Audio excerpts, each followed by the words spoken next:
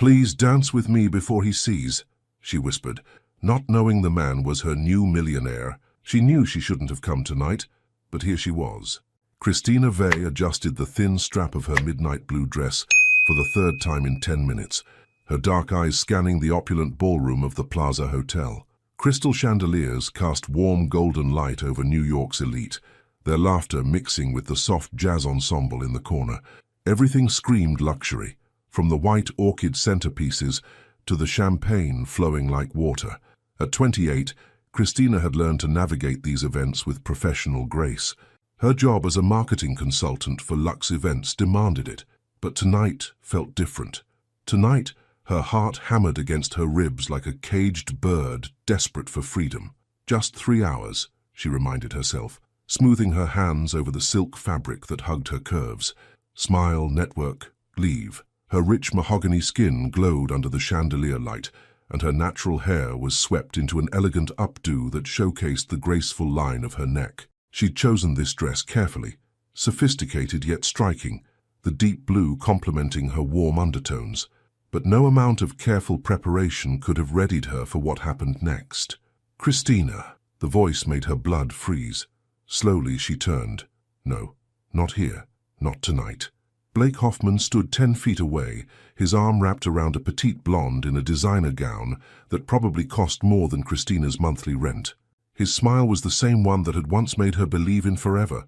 Before she'd discovered his text messages, his lies, his complete inability to see her worth. "You look," Blake's eyes traveled over her appreciatively, and the blonde's grip on his arm tightened. "You look amazing." Christina's throat constricted. 6 months.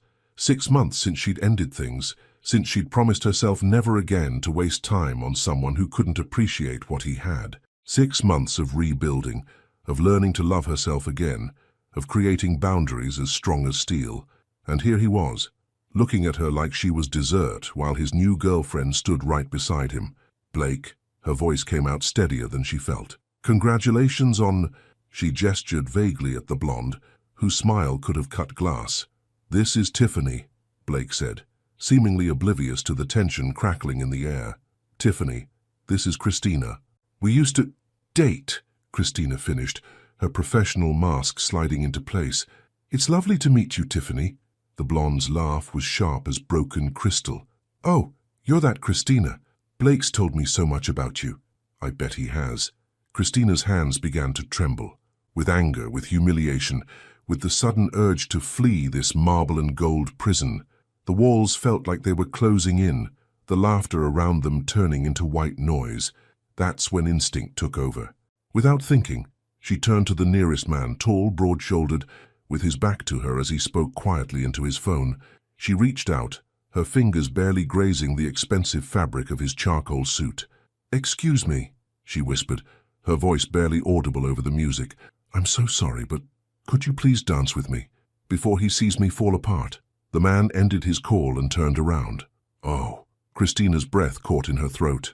He was gorgeous in a way that seemed almost unfair. Sharp jawline, piercing grey eyes that seemed to see straight through her, dark hair perfectly styled, yet somehow touchable. He was probably 35, maybe 36, with the kind of presence that commanded attention without demanding it. For a moment, they simply stared at each other. She expected questions, confusion, maybe even rejection. Instead, he slipped his phone into his jacket pocket and extended his hand. "Of course," he said, his voice low and warm like aged whiskey. "Though I should warn you, I might step on your toes." The relief that flooded through her was so intense, it almost brought tears to her eyes. "I'll risk it." His hand was warm and strong as it enveloped hers, sending an unexpected jolt of electricity up her arm. He led her to the dance floor with the confidence of a man who'd done this 1,000 times, but there was something gentle in the way he placed his other hand on the small of her back, protective, not possessive. The music shifted to something slower, more intimate, and suddenly the crowded ballroom faded away. There was only the warmth of his body close to hers, the subtle scent of his cologne, something expensive and masculine that made her want to breathe deeper. "Better?" he asked softly, his breath warm against her ear. "Much." She looked up at him, surprised by the genuine concern in his grey eyes. "Thank you. I owe you an explanation. No, he said, spinning her gently. You don't owe me anything. But if you want to talk, I'm listening. Something about his voice, steady, patient, made her walls crack just a little. Ex-boyfriend, new girlfriend, very public humiliation in 3, 2, 1. He chuckled, a rich sound that vibrated through his chest. Ah, the classic look how much better I'm doing without you showcase. Exactly. She found herself smiling for the first time all evening. And here I am, hiding behind a stranger like some teenager at prom. Here you are, he agreed, his eyes never leaving hers, being brave enough to ask for help instead of suffering in silence. I'd say that takes courage. The song was ending too soon. She could feel other eyes on them, Blake's probably among them, but for these few precious minutes she didn't care. This stranger had given her exactly what she needed: safety, dignity, and the reminder that not all men were selfish. As the final notes faded, he didn't immediately let her go. Instead, he leaned closer, his voice barely above a whisper. Whatever he did to lose you, he said, he's an idiot. Before she could respond, he stepped back and gave her a small bow, formal yet somehow intimate. Thank you for the dance, he said. I hope the rest of your evening is everything you need it to be. And then he was gone, disappearing into the crowd like something from a dream. Christina stood on the dance floor, her heart racing for entirely different reasons now. She touched her lips, still feeling the phantom warmth of his breath against her ear. Who was he? But as she looked around the ballroom, searching the sea of tuxedos and evening gowns, he was nowhere to be found, like he'd never existed at all, except for the way her skin still tingled where he'd touched her. What happens when Christina discovers her mysterious savior isn't as much of a stranger as she thought? Some weekends change everything. Christina's alarm buzzed at 6:30 a.m., cutting through the remnants of a dream where grey eyes and gentle hands still lingered. She groaned, burying her face deeper into her pillow. Egyptian cotton, a small luxury she'd bought herself after the Blake breakup, as a reminder that she deserved beautiful things. Her Harlem apartment was modest, but carefully curated: exposed brick walls, plants cascading from floating shelves, and morning light streaming through sheer curtains that cast dancing shadows across her hardwood floors. Everything in its place, everything chosen with intention, a reflection of the woman she'd become since reclaiming her life.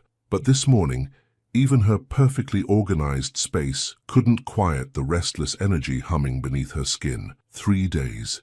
3 days since the wedding, since the dance, since a stranger's touch had made her forget every wall she'd built around her heart. She'd replayed those moments so many times they felt more like fantasy than memory.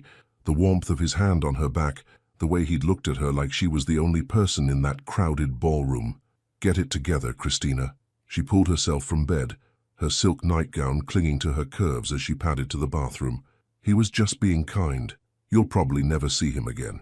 But even as she told herself this, her fingers traced her collarbone where his breath had whispered against her skin, and a shiver ran down her spine that had nothing to do with the morning chill. By 8:45 a.m., she was striding through the marble lobby of the Meridian building in Midtown, her heels clicking a confident rhythm against the polished floor. She'd chosen her outfit carefully: a tailored burgundy blazer that complemented her skin tone, paired with a pencil skirt that hugged her hips and fell just above the knee. Professional, powerful, with just enough edge to remind herself that she was a force to be reckoned with. Morning, gorgeous. Jasmine Torres, her closest friend and fellow consultant, fell into step beside her as they approached the elevators. You're glowing. Did you finally use that expensive face mask I got you? Christina laughed, pressing the button for the 20th floor. Something like that. Spill. You've had that mysterious smile all morning. Jasmine's dark eyes sparkled with curiosity.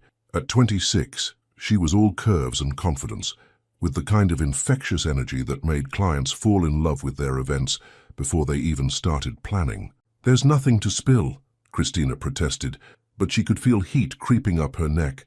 Liar, you're blushing. Oh my God, did you meet someone at the wedding? Before Christina could answer, the elevator dinged and the doors slid open to reveal their floor.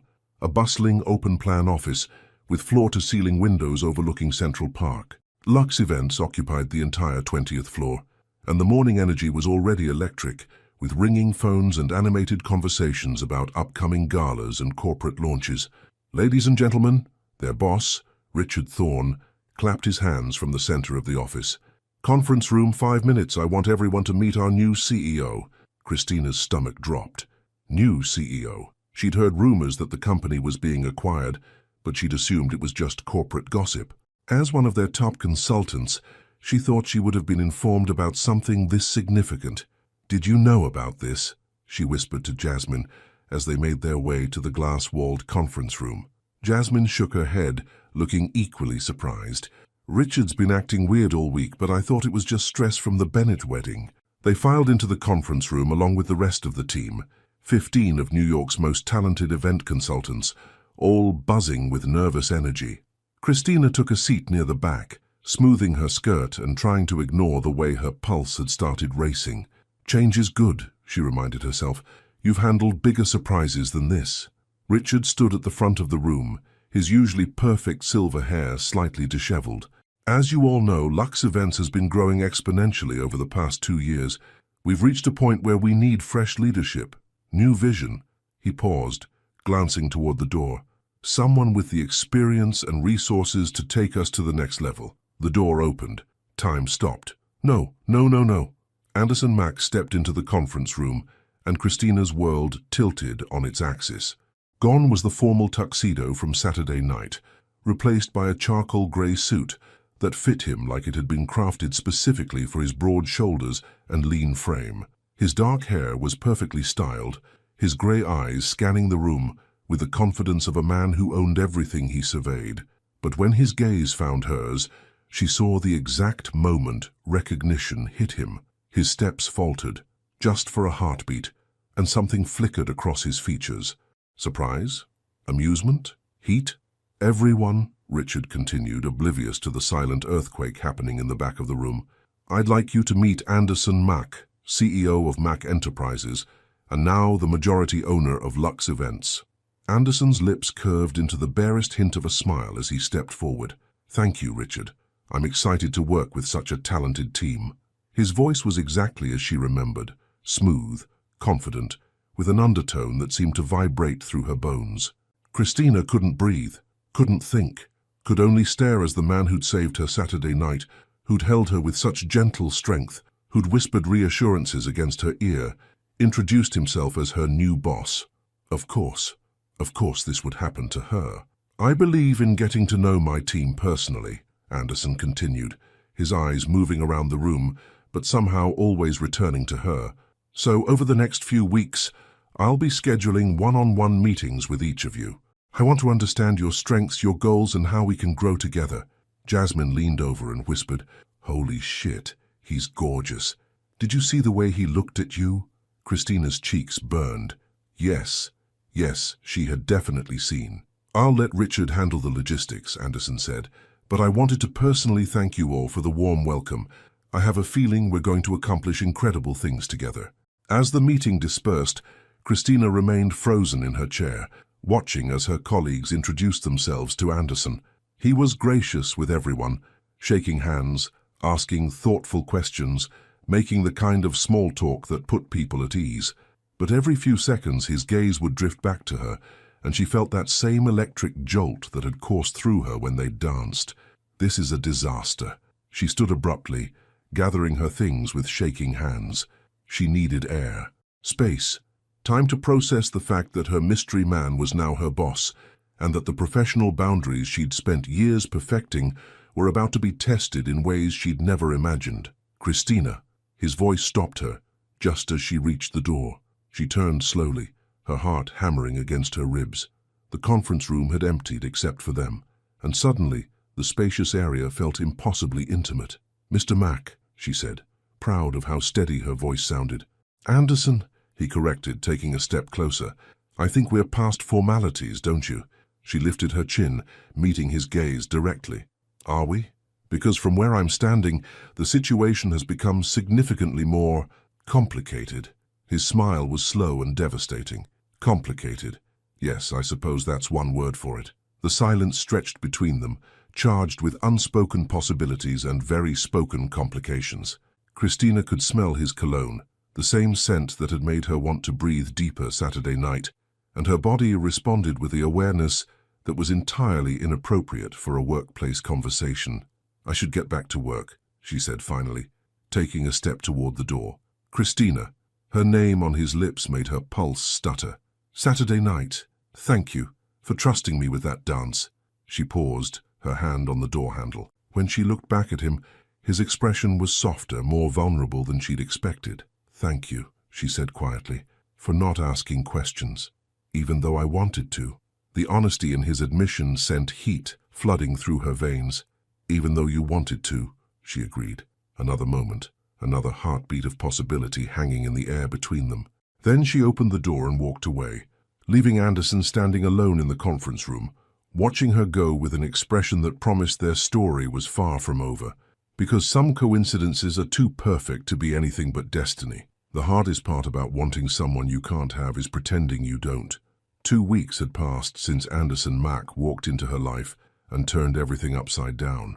2 weeks of stolen glances across conference rooms, of conversations that started professional and ended with lingering looks that made Christina's skin burn. 2 weeks of pretending that her new boss was just another executive, when every fiber of her being remembered exactly how it felt to be in his arms. It was 7:30 p.m. on a Thursday, and the Lux Events office was finally quiet. Most of the team had gone home hours ago, but Christina remained at her desk, surrounded by fabric samples and venue photos for the upcoming Hartley Foundation Gala. She'd volunteered to stay late, partly because the event was her biggest project of the year, but mostly because going home meant being alone with thoughts of grey eyes and gentle hands. Her burgundy blouse had long since been untucked from her black pencil skirt, and she'd kicked off her heels hours ago, her bare feet tucked under her as she worked. The city lights twinkled beyond the floor-to-ceiling windows, casting a warm glow across her dark skin as she leaned over the layout mock-ups. Just a few more adjustments, she told herself, pushing a strand of hair behind her ear. Her natural curls had escaped their mourning style, framing her face in a way that was softer, more intimate than her usual professional look. "Working late again?"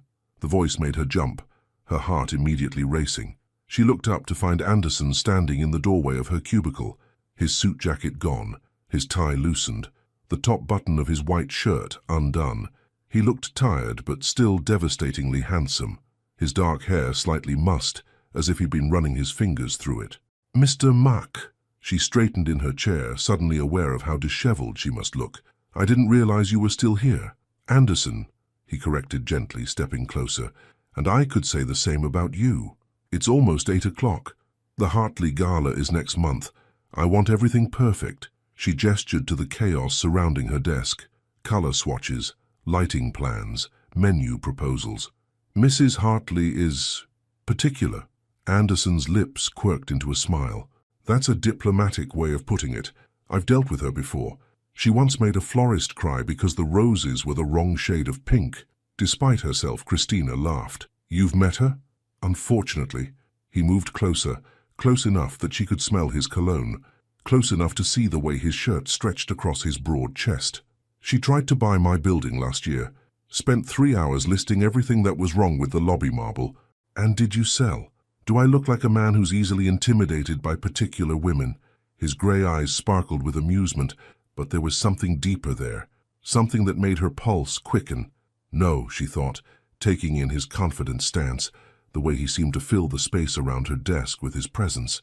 "You look like a man who gets exactly what he wants." "Can I?" He gestured to the empty chair beside her desk. She nodded, not trusting her voice. He pulled the chair closer, closer than was strictly professional, and settled beside her. His knee brushed against hers, and the simple contact sent electricity shooting up her leg. "Show me what you're working on," he said, his voice lower now, more intimate in the quiet office. For the next hour they worked side by side, their heads bent over the plans as Christina walked him through every detail of the gala. Anderson asked thoughtful questions, offered suggestions that showed he understood both luxury and logistics, but more than that, he listened to her, really listened, in a way that made her feel heard and valued. "You're incredible at this," he said finally, leaning back in his chair. "The way you think about every angle, every guest experience. Mrs. Hartley is lucky to have you." Heat bloomed in Christina's chest at the genuine admiration in his voice. "Thank you. That means a lot." "I mean it." He turned to face her fully, and suddenly the space between them felt charged with possibility. "You have a gift for making people feel special. I should know." The reference to their dance made her breath catch. They'd been so careful to keep things professional for 2 weeks, but now, alone in the dim office with the city lights painting everything in gold, those carefully maintained boundaries felt gossamer thin. "Anderson?" she started, but he was already leaning closer. "I've been thinking about that night," he said quietly, his voice barely above a whisper. "About the way you looked at me when the music ended, like you were surprised that someone could see you. I was surprised." The admission slipped out before she could stop it. "Blake spent 2 years making me feel invisible. Then you looked at me like what? Like I was worth seeing." The silence that followed was thick with tension. Anderson's hand moved slowly across the desk, his fingers stopping just short of touching hers. "You are worth seeing, Christina. You're worth a lot more than that." She stared down at their almost touching hands, her heart hammering so hard she was sure he could hear it. This was dangerous territory. Her boss, her job, everything she'd worked for, balanced on the edge of a decision that could change everything. "We shouldn't," she whispered, even as every cell in her body screamed for her to close that last inch between them. "I know." His thumb brushed against her knuckle, the lightest touch that somehow felt more intimate than anything she'd experienced with Blake. "But I can't stop thinking about you, about us. There is no us." But even as she said it, she didn't pull her hand away. "There can't be." "Why?" "Because I'm your boss." He turned her hand over, his thumb tracing slow circles on her palm. "Or because you're scared?" The question hit too close to home, and she finally pulled away, standing abruptly and putting distance between them. "Because it's complicated. Because I just got my life back together. Because mixing business with what?" He stood too, moving toward her with the predatory grace of a man who knew exactly what he wanted. "With feelings? With chemistry? With something real? With fantasy?" The word came out sharper than she intended. "Saturday night was beautiful, Anderson, but it wasn't real life. Real life is budgets and deadlines and professional boundaries that exist for good reasons." He stopped just in front of her, close enough that she had to tilt her head back to meet his eyes. "Is that what you think this is? Fantasy?" Before she could answer, he reached up and tucked a loose curl behind her ear, his fingers lingering against her cheek. The touch was so gentle, so reverent, that it took her breath away. "What I feel when I look at you," he said softly. "What I felt when we danced, that's the most real thing I've experienced in years." For a moment she let herself lean into his touch, let herself imagine what it would be like to give in to the want that had been building between them. His thumb traced her cheekbone, and she felt herself melting under the tenderness in his grey eyes. "This is how it starts," she thought. "This is how you lose yourself again." The thought was like cold water, and she stepped back, wrapping her arms around herself. "I should go," she said, her voice unsteady. "It's late, and I have an early meeting tomorrow." Disappointment flickered across his features, but he didn't try to stop her.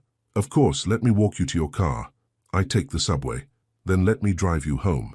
"Anderson, as your boss," he said firmly, "making sure one of my employees gets home safely after working late. Nothing more." She wanted to argue, wanted to prove she could take care of herself, but the truth was that his concern felt too good to reject entirely. "Okay," she said quietly. "Thank you." 20 minutes later, she was sitting in the passenger seat of his sleek black BMW, the leather seats and subtle lighting making the space feel intimate despite the professional reason for the ride. Anderson drove with confident ease through the Manhattan traffic, classical music playing softly in the background. "Turn left here," she directed as they approached her neighborhood in Harlem. "It's the brownstone with the blue door." He pulled up in front of her building, a beautiful pre-war structure that she'd fallen in love with the moment she saw it. The rent was more than she could comfortably afford, but it was hers, and it represented everything she'd built for herself. "Thank you," she said, reaching for the door handle. "For the ride, and for the help with the gala." "Christina," his voice stopped her. When she looked back, his expression was serious, vulnerable in a way that made her chest tight. "I'm not going anywhere. Whatever this is between us, I'm not running from it." She studied his face in the dim light from the street lamps, seeing the sincerity in his eyes, the determination in the set of his jaw. That's what scares me, she admitted. Then she was out of the car and up the steps to her building, not looking back even though she could feel his eyes on her, until she disappeared inside. Only when she was safely in her apartment did she allow herself to breathe, leaning back against her front door with her eyes closed. This was trouble. Beautiful, intoxicating, career-threatening trouble, and she was already in deeper than she'd ever intended to go. When playing with fire, someone always gets burned. But sometimes the flames are worth the risk. The problem with walls is that they can't keep out what's already inside. Friday morning came too soon, and not soon enough. Christina had spent most of the night replaying every moment in Anderson's car, the way his voice had dropped when he said her name, the promise in his eyes when he told her he wasn't running. She'd stood under a cold shower for 20 minutes, trying to wash away the memory of his thumb tracing her cheek, but his touch seemed permanently etched into her skin. Now, sitting at her desk with a steaming cup of coffee, she was determined to get back to normal. Professional boundaries, safe distances. The Hartley Gala timeline spread across her computer screen like a fortress of deadlines and logistics, something concrete to focus on instead of grey eyes and whispered confessions.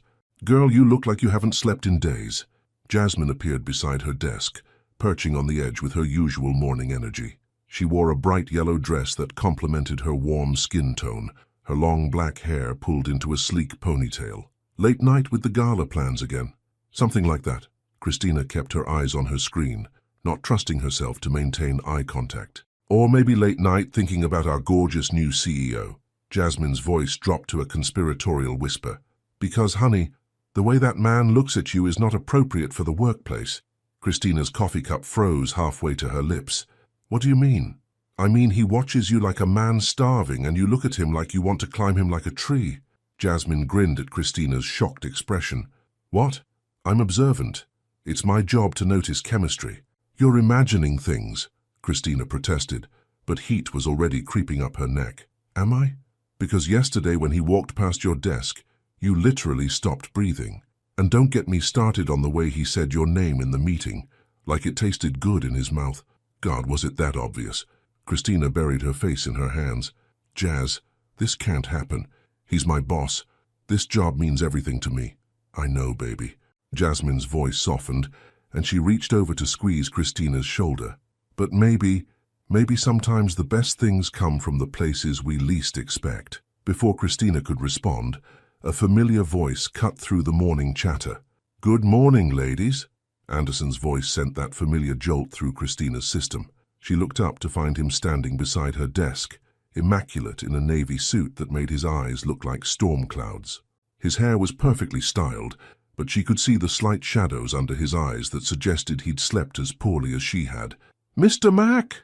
Jasmine jumped up, all professional brightness. "How are you settling in?" "Very well, thank you. And please call me Anderson." His smile was warm but distracted, his gaze shifting to Christina. "I was wondering if I could steal Christina for a few minutes. I have some questions about the upcoming projects." "Of course." Jasmine shot Christina a meaningful look before disappearing toward the coffee station. Anderson waited until they were relatively alone before speaking again. "My office? There's something I need to discuss with you." His office. Private. Intimate. Dangerous. "Of course," Christina managed, grabbing her tablet and following him across the open floor. Anderson's office was a corner suite with panoramic views of Central Park, furnished with clean lines and expensive materials that spoke of both success and refined taste. Floor-to-ceiling windows flooded the space with natural light, and she could see why he'd chosen this building. It was a powerful space that commanded respect. He closed the door behind them, and the soft click seemed to reverberate through her entire body. "Please, sit." He gestured to the seating area, a plush sofa and 2 chairs arranged around a glass coffee table. Choosing the chair felt safer than the sofa, so she settled there, crossing her legs and trying to look professional despite the way her pulse was racing. Anderson sat across from her, his elbows on his knees, his grey eyes intense and focused. "How are you feeling about the Hartley Gala?" "Good, great actually. Everything's on schedule, and Mrs. Hartley approved the final menu yesterday." She pulled up the timeline on her tablet, grateful to have something concrete to discuss. "The venue walkthrough is next Wednesday and—" "Christina." Her name on his lips made her stop mid-sentence. That's not really why I asked you here. Her heart hammered against her ribs. It's not? I need to apologize for last night, for pushing boundaries that should have stayed in place. He ran a hand through his hair, disturbing its perfect style. You were right. This situation is complicated, and I shouldn't have made it more difficult for you. Relief and disappointment warred in her chest. Thank you. I appreciate that. But I also need you to know that what I said in the car about not running from this, I meant every word. And there went her relief. Anderson, hear me out. He leaned forward, his intensity making her breath catch. I've built my career on making calculated decisions, on weighing risks and benefits. But with you, Christina, with you, calculation goes out the window. She stared at him, seeing the vulnerability beneath his controlled exterior. What are you saying? I'm saying that I've been in business for 15 years, and I've never once mixed personal with professional. I've never even been tempted. His grey eyes held hers captive. Until now, the air between them seemed to thicken, charged with possibility and danger. Christina gripped her tablet tighter, using it as an anchor to reality. That doesn't change anything, she said quietly. The complications are still there. The risks would be worth it, if you felt the same way. The confession hung between them like a challenge. Christina's mind raced, weighing everything she could lose against everything she might gain. Her job, her independence, her carefully reconstructed heart, but also him. I need time, she said finally, to think, to figure out what this means. Anderson nodded slowly.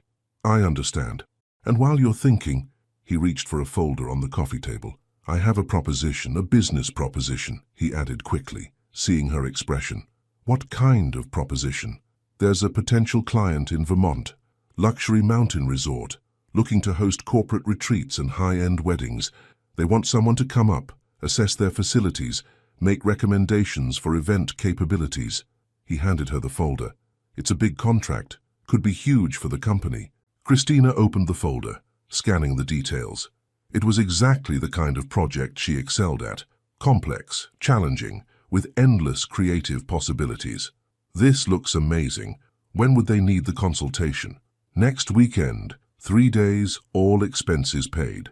They're very interested in working with us, but they want to meet our top consultant first. His smile was soft, almost shy. That would be you. Pride warmed her chest at his confidence in her abilities. You really think I'm the right person for this? I know you are. Your portfolio speaks for itself, and your vision for events is exactly what they're looking for. He paused, his expression becoming more serious. But I should mention, I'd be going with you. Her stomach dropped. What? As CEO, I need to be involved in contracts this size. And honestly, he ran his hand through his hair again, a gesture she was beginning to recognize as his tell when he was nervous. I think some distance from the office might help us both think more clearly about everything. 3 days, in Vermont. With Anderson, it was either the best idea or the worst idea she'd ever heard. I don't know if that's smart, she said carefully. Probably not, he agreed, but it's business. Important business that could set both our careers on incredible trajectories. His grey eyes met hers. Can you handle 3 days of strictly professional interaction? Because I promise you, that's all it would be. She studied his face, looking for any sign that he was being less than honest. But his expression was earnest, determined, the face of a man making a genuine business offer. It was a good opportunity, a great opportunity, the kind that could establish her as one of the premier event consultants on the East Coast. Strictly professional, she repeated. Absolutely. Separate rooms. Of course. And when we get back, we go back to normal working relationship. No more late-night conversations or car rides home. Something flickered in his eyes. Disappointment, maybe. But he nodded. If that's what you want. It wasn't what she wanted. That was the problem. What she wanted was to lean across this coffee table and kiss him until they both forgot about professional boundaries and calculated risks. What she wanted was to find out if his hands felt as good on the rest of her body as they did on her face. But wanting and having were two very different things. Okay, she said finally. I'll do it, for the business opportunity. His smile was bright enough to power the city. Excellent. I'll have my assistant make the arrangements. We'll leave Friday afternoon. As she stood to leave, folder clutched against her chest like armor, Anderson's voice stopped her at the door. "Christina, for what it's worth, I think you're worth the risk, whatever that might mean for both of us." She didn't trust herself to respond, so she simply nodded and escaped to the safety of the open office. But even as she tried to focus on her work for the rest of the day, his words echoed in her mind. Worth the risk. 3 days in Vermont would test that theory in ways she wasn't sure either of them were prepared for. Some business trips are about business. Others are about discovering what you're really made of. Some promises are meant to be broken. The drive to Vermont should have been peaceful. Rolling hills painted in autumn gold, crisp October air flowing through the partially open windows of Anderson's BMW, classical music, creating a sophisticated soundtrack to their journey. It should have been the perfect opportunity for professional conversation about the upcoming client meeting. Instead, Christina found herself hyper-aware of everything about the man sitting 18 inches away from her. The way his long fingers gripped the steering wheel with confident ease, the subtle flex of his forearm when he shifted gears, the way his cologne mixed with the mountain air to create something intoxicating that made her want to breathe deeper. Even his profile was distracting, the strong line of his jaw, the way his dark hair caught the late afternoon sunlight.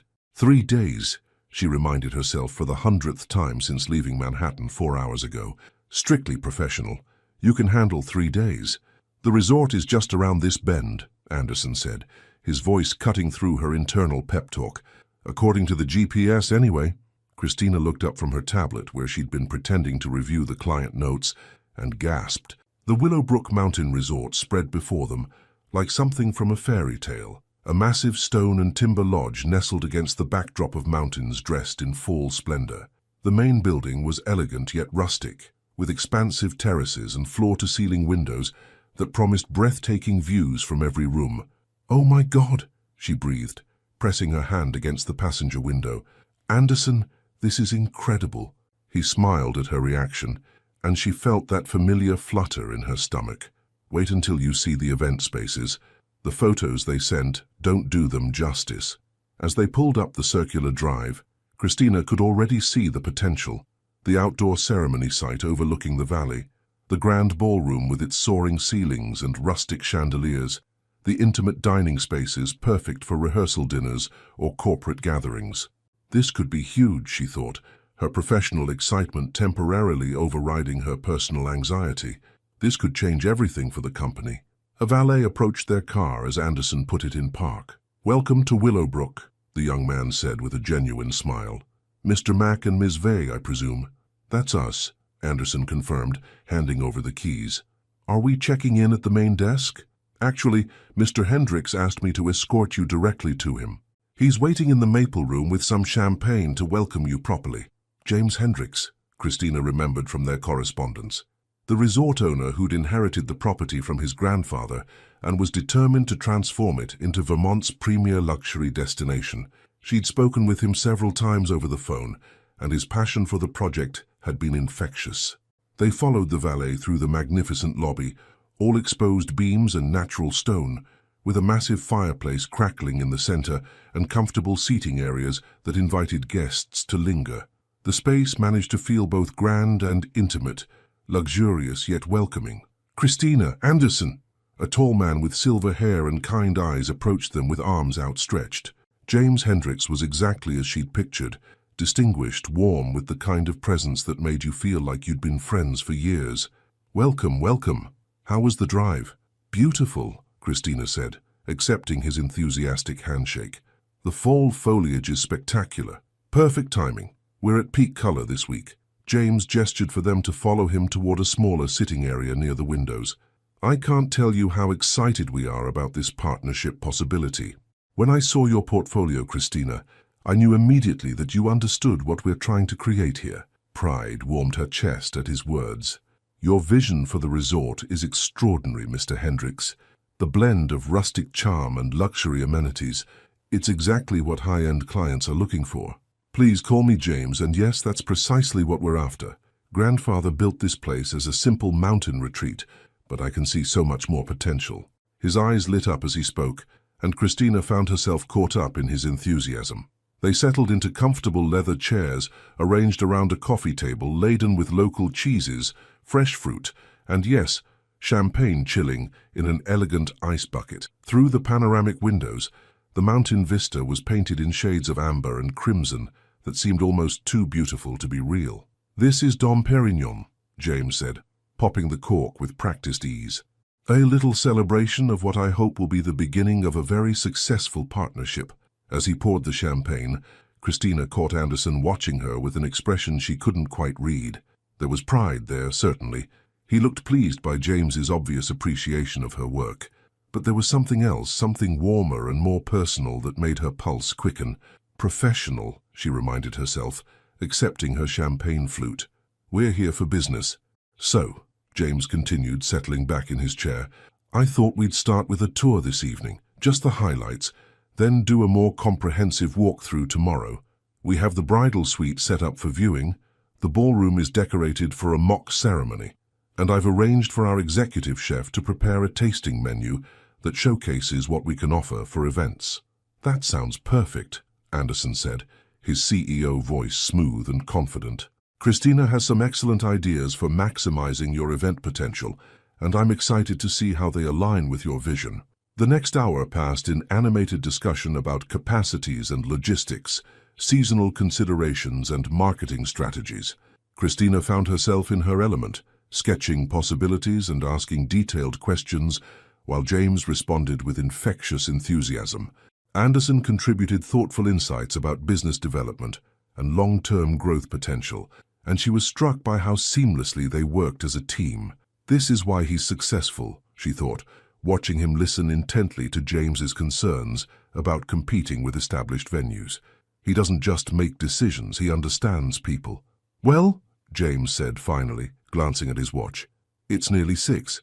Why don't I show you to your room so you can freshen up, and we'll meet for dinner at 7:30.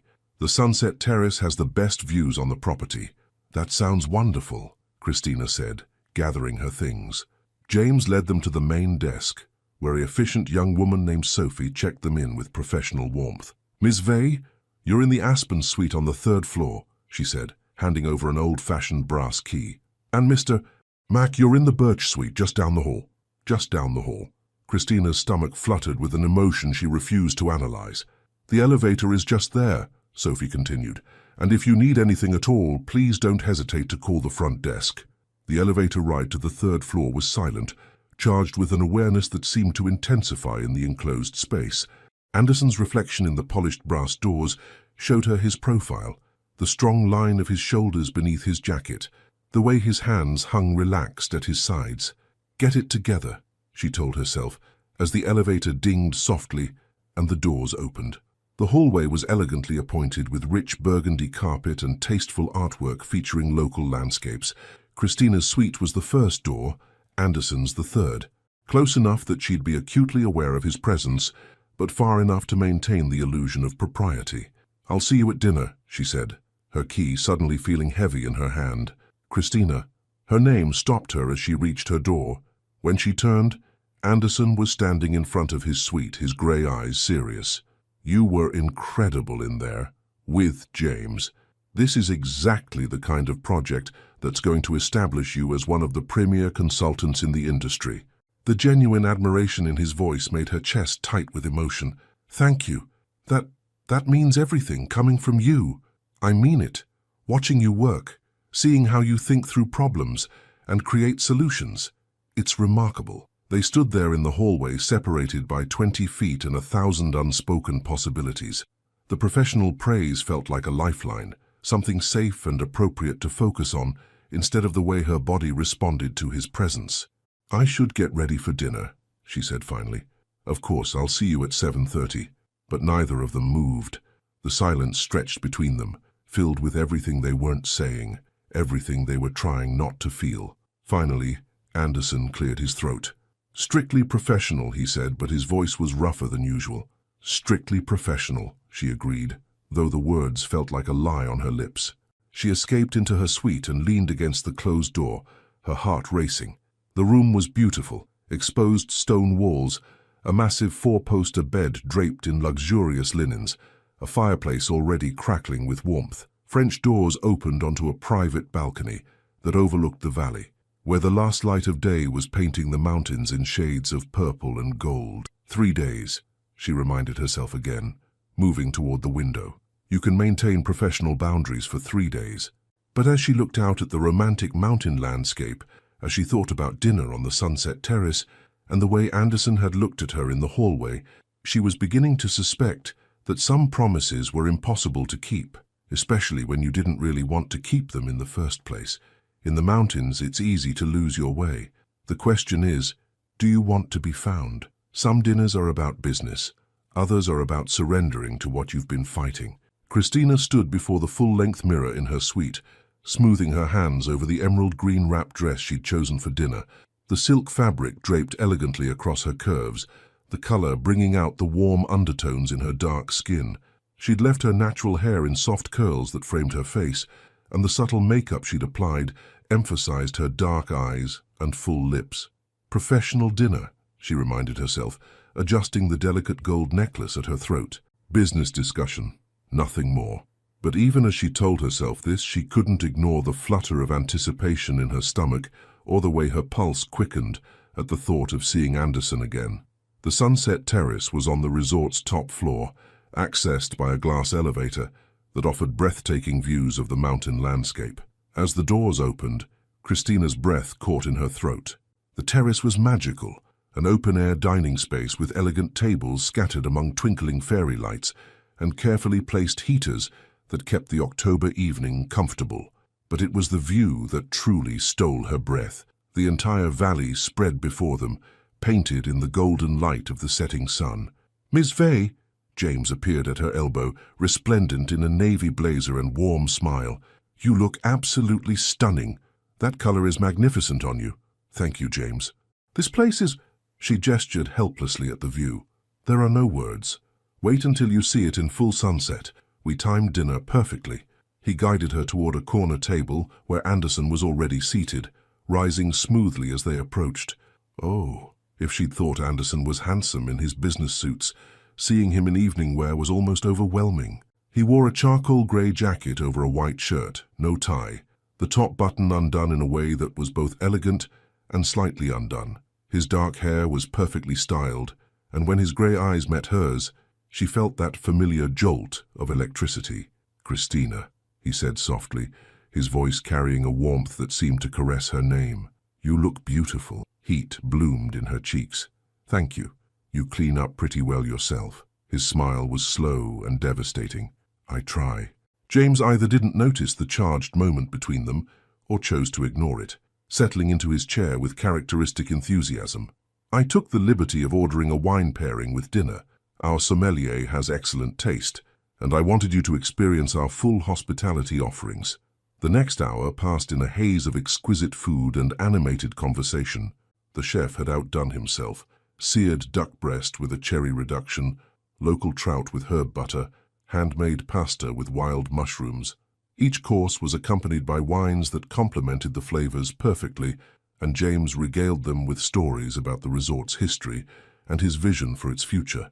But Christina found herself increasingly distracted by Anderson's presence across the small table, the way he listened intently when she spoke, his grey eyes never leaving her face.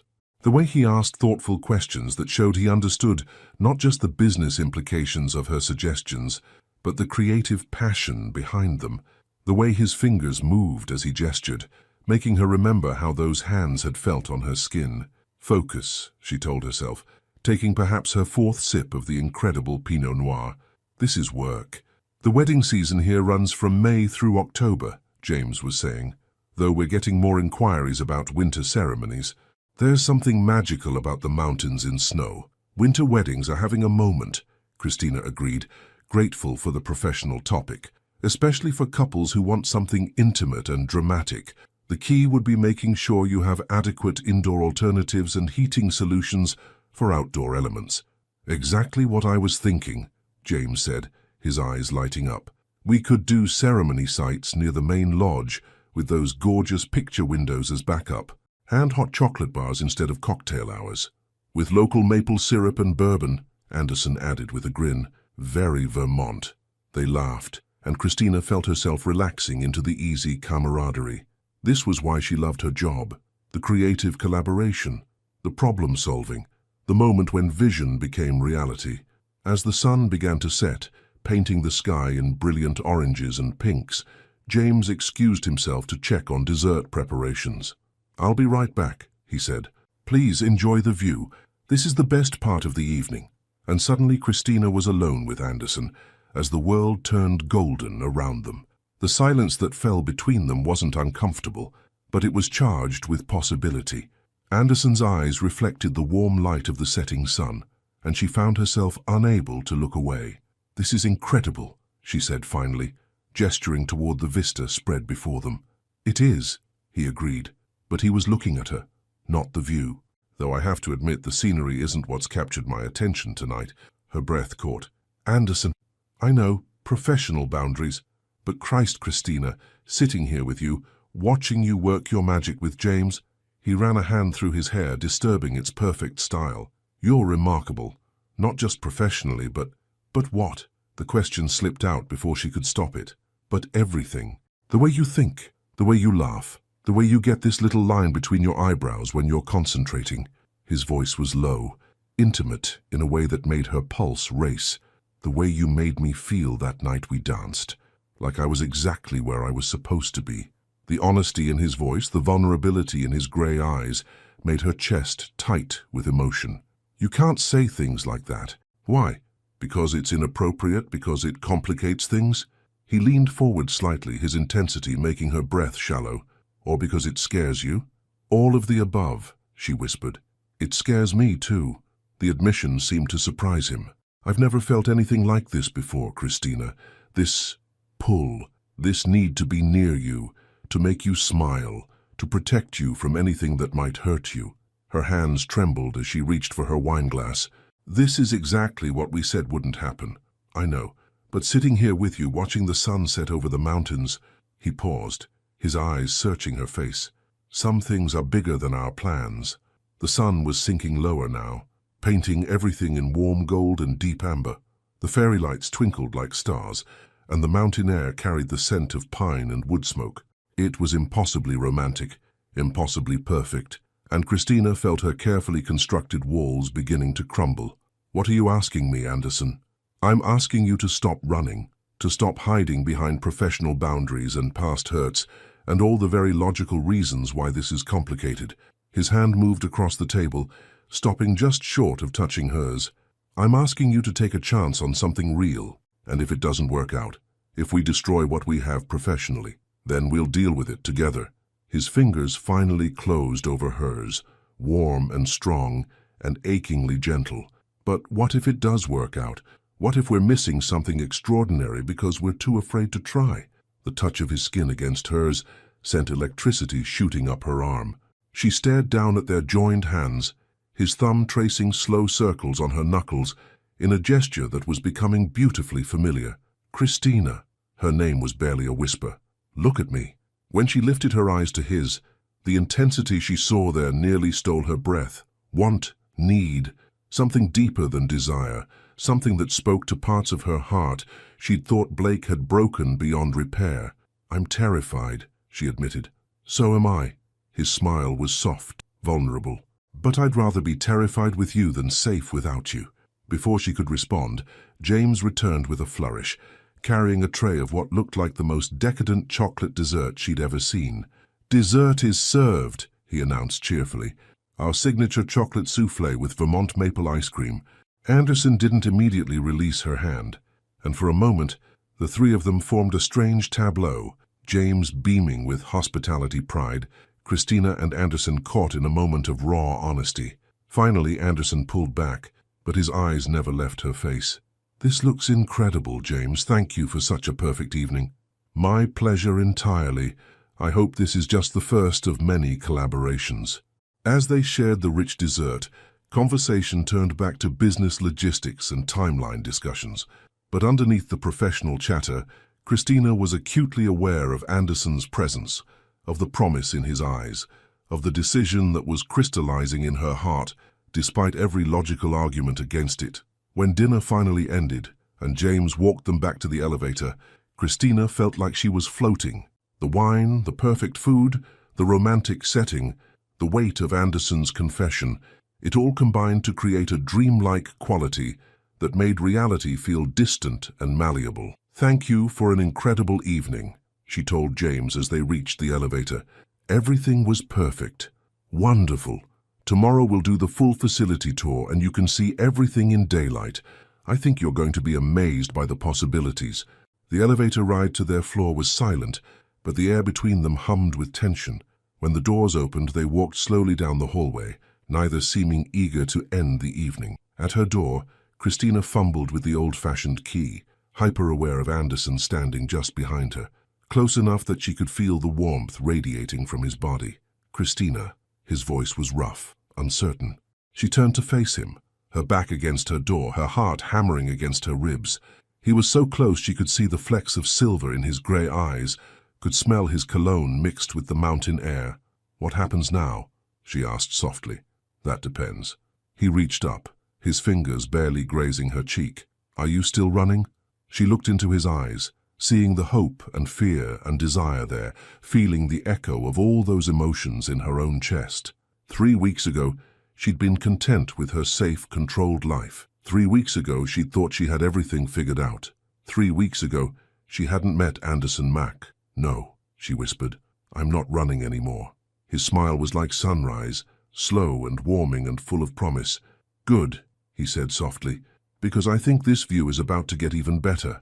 And as he leaned closer, Christina realized that some falls are worth the landing. When you stop running from what scares you, you might just find what you've been searching for all along. Some kisses change everything. The space between them disappeared like morning mist. Anderson's hand cupped her face with a tenderness that made Christina's knees weak, his thumb tracing the curve of her cheekbone as his grey eyes searched hers one final time. "Are you sure?" he whispered, his breath warm against her lips. Instead of answering with words, she rose on her toes and closed the last inch between them. The kiss was everything she'd imagined and nothing she could have prepared for. Soft at first, tentative, like they were both afraid the moment might shatter.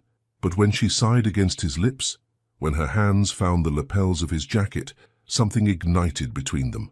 Anderson's other arm wound around her waist, pulling her closer as the kiss deepened. She tasted wine and promise on his lips, felt the barely restrained passion in the way his fingers tangled in her hair. This wasn't the gentle dance they'd shared at the wedding. This was raw, honest, electric with weeks of denied attraction. When they finally broke apart, both breathing hard, Christina felt like the world had shifted on its axis. Anderson rested his forehead against hers, his eyes closed, his hands still framing her face like she was something precious. "That was," he started, then seemed to lose the words. "Worth the risk," she finished softly. His smile was brilliant in the dim hallway light. "Definitely worth the risk." They stood there for a long moment, holding each other in the quiet corridor, the magnitude of what had just changed settling around them. Christina could feel Anderson's heart beating against her chest, could smell his cologne mixed with the mountain air, could taste the lingering sweetness of the kiss on her lips. "I should," she started, then stopped, not really wanting to finish the sentence. "Go inside," he agreed, but he made no move to step away. "We have an early morning tomorrow." "The full facility tour," she said, trying to remember what their actual purpose was for being here. "Business," he said, his thumb stroking across her lower lip, in a gesture that was anything but businesslike. "Strictly professional," she whispered, but the words had lost all meaning. "Absolutely professional," he agreed, then kissed her again, soft and sweet and full of promises for tomorrow. When he finally stepped back, Christina felt cold without his warmth. She fumbled with her key again, more distracted now than she'd been before. "Good night, Christina," he said softly. "Good night, Anderson." She slipped inside her suite and leaned against the closed door, her heart racing and her lips still tingling from his kiss. Through the wood, she could hear his footsteps moving down the hall, the soft sound of his door opening and closing. "What have I done?" she thought, touching her lips with trembling fingers. "What have we done?" But even as her logical mind tried to catalogue all the ways this could complicate their lives, her heart was singing with a joy she hadn't felt in years. Anderson's kiss had been everything Blake's never were, passionate yet gentle, demanding yet respectful, full of promise rather than possession. She moved to the French doors leading to her balcony, stepping out into the cool mountain air. The valley below was draped in darkness now, dotted with the warm lights of distant homes. Above, stars glittered in the clear Vermont sky like scattered diamonds. I'm falling for him, she realized, the thought both thrilling and terrifying. I'm falling for my boss, and I don't know how to stop. Did she even want to stop? The next morning dawned crisp and clear, painting the mountains in shades of gold and amber. Christina woke slowly, stretching in the luxurious bed as memories of the previous evening flooded back. The kiss, Anderson's hands in her hair, the way he'd looked at her like she was the answer to a question he'd been asking his whole life. She showered and dressed carefully in dark jeans, ankle boots, and a cream cashmere sweater that was both professional and practical for walking around the resort grounds. Her reflection in the mirror showed bright eyes and a flush in her cheeks that had nothing to do with makeup.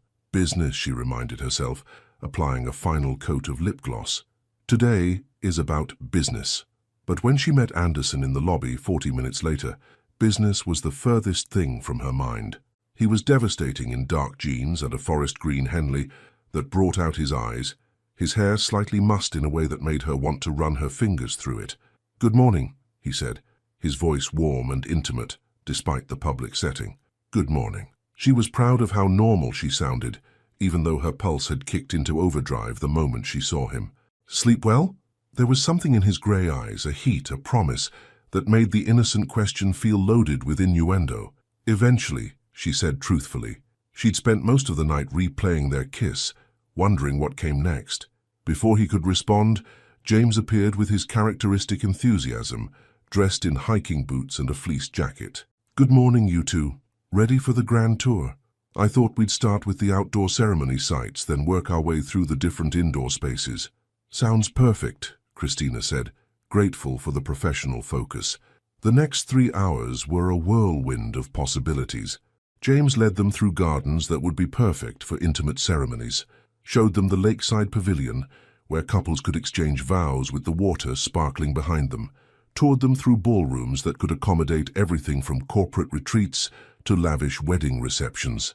And through it all, Christina was acutely aware of Anderson's presence, the way he asked thoughtful questions about logistics, how he listened when she outlined creative possibilities for each space, the occasional brush of his hand against hers when they looked at layouts together. "This is our crown jewel," James said as they entered the resort's main ballroom. The space was breathtaking, soaring ceilings with exposed beams, floor-to-ceiling windows overlooking the mountains, a massive stone fireplace that could serve as a stunning backdrop for ceremonies. "Oh my God," Christina breathed, immediately seeing the potential. "James, this is incredible. You could do ceremonies here year-round. Spring with the windows open to the gardens, winter with the fireplace blazing." "Exactly," James beamed. "We could accommodate up to 200 guests for a seated dinner or 300 for cocktail-style receptions." Christina was already moving around the space, her mind racing with possibilities. "The natural lighting is perfect for photography, and if you added some subtle uplighting along the beams, some carefully placed florals—" She trailed off, realizing both men were watching her with amused expressions. "Sorry," she said, feeling heat creep up her neck. "I get a little carried away." "Don't apologize," Anderson said, his voice warm with admiration. "This is what you do. This is your gift." The genuine pride in his voice made her chest tight with emotion. Blake had always made her feel like her passion for her work was excessive, dramatic. Anderson looked at her like her enthusiasm was something wonderful. "He's right," James added. "I can practically see the events taking shape as you talk. You have an incredible vision." They spent another hour touring the resort's other amenities, the spa, the wine cellar perfect for intimate tastings, the outdoor terraces that could serve as cocktail spaces. By the time they returned to the main lodge for lunch, Christina's head was spinning with creative possibilities. "This could be huge for both of us," she told Anderson quietly, as James went to check on their lunch reservations. "The revenue potential, the prestige clients this could attract." "I know," he said, but he was looking at her with an expression that had nothing to do with business. "You're amazing, you know that? Watching you work, seeing how your mind processes these spaces." "Anderson," she started, but he stepped closer, close enough that she could smell his cologne. "I can't stop thinking about last night," he said quietly, his voice low enough that only she could hear. "About kissing you, about how right it felt." Her breath caught. "We're in public, I know, and tonight, after we finish the business discussions, I want to talk to you, really talk, about what this means, about what we're doing." Before she could respond, James returned with news that their table was ready. But as they walked toward the restaurant, Christina felt like she was floating. Anderson wanted to talk. He wanted to figure out what came next. Maybe, she thought, stealing a glance at his profile, some risks really are worth taking. The afternoon flew by in more detailed discussions about pricing, logistics, and timeline possibilities. By the time they were saying goodbye to James and loading their bags into Anderson's car, Christina felt like they'd accomplished something significant. "I think we have a deal," Anderson said as they pulled away from the resort. "James is exactly the kind of client we want to work with." "I think you're right," she agreed. "This could be the beginning of something really special." He glanced over at her, his gray eyes warm. "I hope so. In more ways than one." As they began the drive back toward the city, the weight of everything that had changed in just 24 hours settled around them. The successful business meeting, the kiss that had shifted everything, the promise of more conversations to come. Whatever happens next, Christina thought, watching the Vermont mountains fade in the rearview mirror, there's no going back to the way things were. And for the first time in years, she was okay with that. Some business trips are about contracts. Others are about discovering what you really want. Sometimes the hardest part isn't falling in love, it's figuring out how to live with it. Monday morning in Manhattan felt like stepping into a different universe. The Vermont mountains and romantic terraces seemed like a beautiful dream as Christina stood in her Harlem apartment, staring at her reflection in the bathroom mirror. The woman looking back at her had the same face, the same dark eyes and full lips, but something fundamental had changed. "You kissed your boss," she reminded herself, applying mascara with hands that trembled slightly. "Your gorgeous, successful, completely off-limits boss."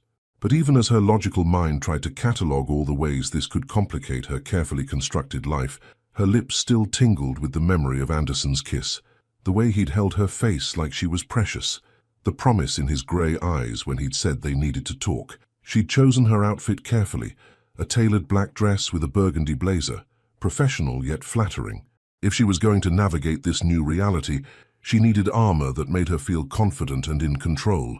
"You can do this," she told herself, grabbing her purse and laptop bag. "Professional boundaries, clear communication, figure out what this means without destroying everything you've worked for." The subway ride to Midtown was a blur of morning commuters and internal pep talks. But when the elevator doors opened on the 20th floor of the Meridian building, Christina felt her pulse kick into overdrive. He's here, somewhere in this building, and everything has changed. "Christina!" Jasmine's voice cut through her swirling thoughts.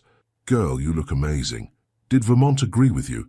Christina forced a smile, hoping her face didn't reveal the chaos in her mind. "It was productive. The resort is incredible. I think we're looking at a major new partnership." "And Anderson?" Jasmine's dark eyes sparkled with curiosity. "How was traveling with Mr. Tall, Dark, and Gorgeous?" "Complicated. Life-changing. Perfect. Professional," Christina managed. "Very professional." Jasmine's eyebrows rose, and Christina could see she wasn't buying the careful response. But before her friend could press for details, Richard Thorne's voice boomed across the office. "Christina, my office, 5 minutes. I want to hear everything about Vermont." Perfect excuse to escape Jasmine's interrogation. "I should go prep for that meeting," Christina said, already moving toward her desk. But as she gathered her notes from the trip, she couldn't stop her eyes from drifting toward Anderson's corner office. The blinds were closed, but she could see his silhouette through the frosted glass, already at work despite the early hour. Does he feel as unsettled as I do, she wondered. Is he thinking about the kiss, about what comes next? The meeting with Richard went well. He was thrilled about the potential partnership with Willowbrook, excited about the revenue projections and the prestige it would bring to Lux events. But Christina found herself distracted, hyper-aware of every footstep in the hallway, every voice that might belong to Anderson. "Excellent work," Richard concluded, leaning back in his chair with satisfaction. Anderson made the right call sending you up there. You two make a good team. If only he knew how good, Christina thought, her cheeks heating at the unintended innuendo. I should get back to work, she said, standing quickly. I want to put together a comprehensive proposal for James while everything's fresh in my mind. She escaped to her desk and threw herself into work, using spreadsheets and timelines as shields against the emotional chaos swirling in her chest. But every few minutes her eyes would drift toward Anderson's office, and her pulse would stutter at the memory of his hands in her hair. Focus, she commanded herself. This is your career, your future.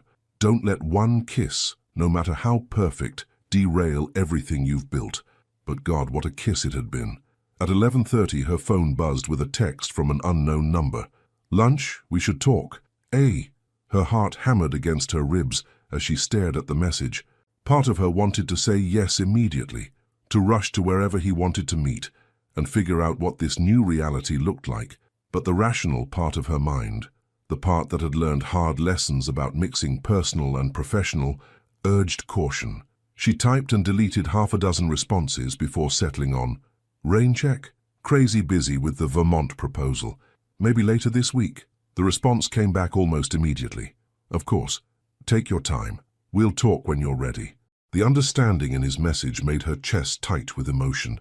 Blake would have been pushy, demanding, would have made her feel guilty for prioritizing work. Anderson was giving her space to process, to figure things out on her own timeline, which somehow made her want to see him even more. The rest of the week passed in a strange dance of near misses and stolen glances. They attended the same meetings, exchanged professional pleasantries in the elevator, collaborated on the Willowbrook proposal with careful efficiency. But underneath the professional veneer, Christina was acutely aware of every shared look, every accidental brush of fingers when passing documents. Anderson seemed to be following her lead, maintaining perfect professional boundaries, while his eyes held promises of deeper conversations to come. It should have been reassuring. Instead, it made her want him more. This is ridiculous, she thought Friday afternoon, watching him present quarterly projections to the team. You're a grown woman. Figure out what you want and deal with it. But what she wanted felt impossible to reconcile with what was practical. She wanted Anderson, his laugh, his hands, his way of looking at her like she was the most interesting person in the room. She wanted to explore whatever was building between them. But she also wanted her career, her independence, the security she'd worked so hard to build. Why can't you have both? A small voice in her head whispered. Why does it have to be either or? She was still wrestling with these thoughts when she packed up her desk Friday evening. Most of the office had cleared out by 6, but she'd stayed late to finish the final details on the Willowbrook proposal. It was perfect, comprehensive, creative, exactly the kind of work that established her as one of the premier consultants in the city. She was just gathering her things when a familiar voice made her pulse stutter. Working late again? Anderson stood beside her desk, his suit jacket gone, his tie loosened in a way that was becoming dangerously familiar. His gray eyes were warm but cautious, like he was testing the waters. Just finishing up the Willowbrook proposal, she said, proud of how normal her voice sounded. I wanted to get it perfect before we send it Monday. May I? He gestured toward her computer screen. She nodded, and he moved closer, close enough that she could smell his cologne, close enough to see the late-day stubble along his jaw. As he read through her work, she found herself studying his profile. The strong line of his nose, the way his dark hair fell across his forehead, the slight smile that curved his lips as he scrolled through her detailed plans. This is incredible, he said finally, turning to face her. Christina, this is the kind of proposal that wins industry awards. James is going to be blown away. Pride warmed her chest at his genuine admiration. Thank you. That means everything. I mean it. His hand moved toward hers on the desk, then stopped just short of touching. You're brilliant at this. Watching you work, seeing how your mind creates these experiences. The unfinished sentence hung in the air between them, charged with everything they weren't saying. Christina stared down at their almost touching hands, remembering the warmth of his fingers against hers in Vermont. Anderson, she started, then stopped, not sure what she wanted to say. I know, he said softly. This is complicated. I know you need time to process everything that happened in Vermont. I'm not trying to rush you or pressure you into anything. The gentleness in his voice, the understanding, made her chest tight with emotion. "It's not that I don't want," she trailed off, frustrated by her inability to articulate the chaos in her heart. "What is it then?" She looked up at him, seeing the genuine concern in his grey eyes, the way he was trying so hard to give her space while clearly wanting to be closer. "It's that I want it too much," she admitted quietly. "This job, this company, it's everything I've worked for, and you... God, Anderson, you scare me because I want you in ways that could mess up everything I've built." His expression softened, and this time he did reach for her hand, his fingers warm and strong as they closed over hers. "What if it doesn't mess things up?" he asked gently. "What if it makes everything better? And what if it doesn't? What if we try this and it destroys our working relationship? What if... Christina?" Her name on his lips stopped her spiral of worry. "What if we stop asking what if and start asking what do we want?" She stared into his eyes, seeing the hope and fear and desire there, feeling the echo of all those emotions in her own chest. "I want you," she whispered, the words slipping out before she could stop them. "I want this, but I'm terrified." His smile was soft and understanding. "So am I, but I'd rather be terrified with you than safe without you." The same words he'd said in Vermont, but this time in the familiar setting of their office with the city lights twinkling beyond the windows, they felt more real, more possible. "So what do we do?" she asked. "We take it slow. We figure it out together. We don't let fear make our decisions for us." His thumb traced circles on her knuckles, a gesture that was becoming beautifully familiar. "And we start with dinner, tomorrow night. Not business. Just us." Her heart raced at the invitation, at the promise in his voice. "A real date?" "A real date," he confirmed, "if you want it to be." She studied his face, seeing the vulnerability beneath his confident exterior, the way he was putting himself out there, despite the professional complications. "Stop overthinking," she told herself. "Stop being afraid of what might go wrong and start thinking about what could go right." "Okay," she said, surprising herself with the steadiness of her voice. "Yes, I'd like that." His smile was brilliant, transforming his entire face. "Really? Really?" And as she said it, she felt something settle in her chest. Not certainty exactly, but a willingness to find out what came next. "But Anderson, yeah? If we're doing this, we do it right. Clear boundaries at work, honest communication, no games or assumptions." "Absolutely," he agreed immediately. "Whatever you need to feel comfortable." She smiled, feeling lighter than she had all week. "Then I guess we're really doing this." "I guess we are." He brought her hand to his lips, pressing a soft kiss to her knuckles that sent heat shooting up her arm. "Tomorrow night, 7 o'clock, I'll pick you up." As he walked away, leaving her alone with her racing heart and trembling hands, Christina realized that some leaps of faith are worth the fall, and she was ready to jump. Sometimes the scariest decisions lead to the most beautiful destinations. Some nights change everything you thought you knew about love. Christina stood before her bedroom mirror, changing clothes for the third time in an hour. The black dress was too formal. The jeans felt too casual.